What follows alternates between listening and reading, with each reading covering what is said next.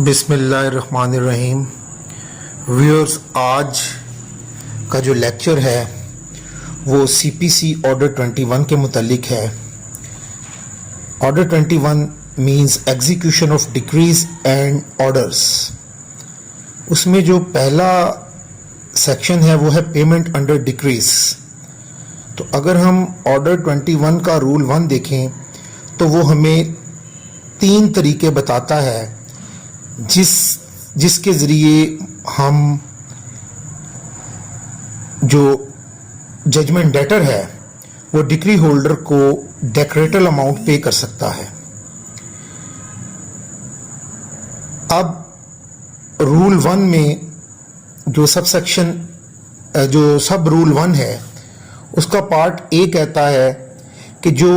Executing court ہے اس میں آپ ڈیکریٹل اماؤنٹ جمع کرائیں۔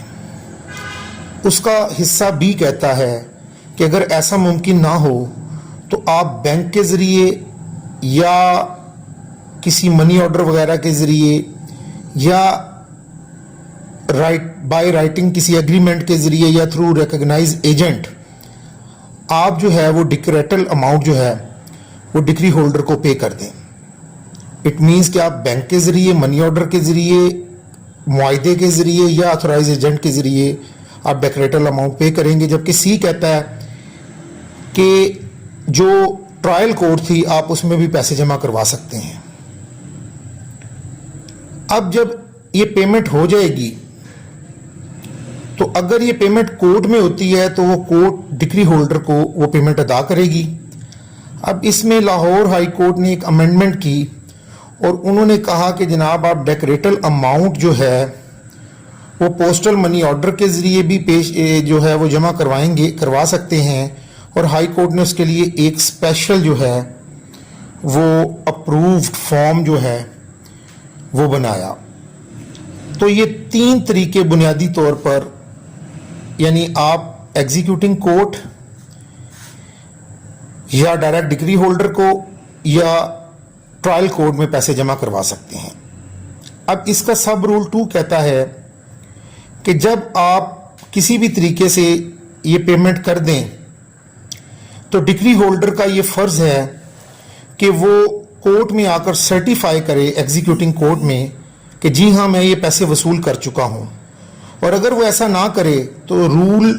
سب رول 2 کہتا ہے کہ کورٹ پھر اس کو شو کاز نوٹس کرے گی کہ اگر آپ نے پیسے ریسیو کر لیے ہیں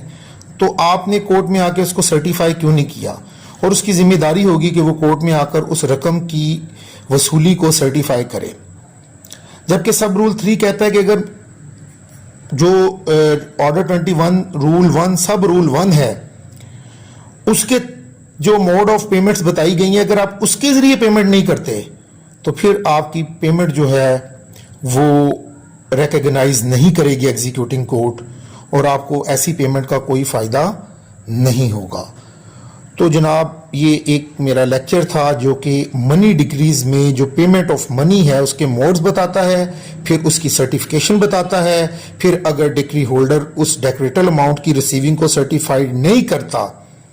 تو جناب پھر اس کے خلاف شو کاز نوٹس ایشو ہوگا، یہ چیز بتاتا ہے۔ اور آخر میں بتاتا ہے کہ اگر آپ وہ پیسے ان پرسکرائبڈ مینر میں ڈکری ہولڈر کو نہیں دیتے تو اس کی کوئی ویلیو نہیں ہے۔ آپ میرے یوٹیوب چینل کو سبسکرائب کریں، لائک کریں، تاکہ اس طرح کے انفارمیٹیو لیکچرز آپ کو مسلسل ملتے رہیں۔ بہت شکریہ۔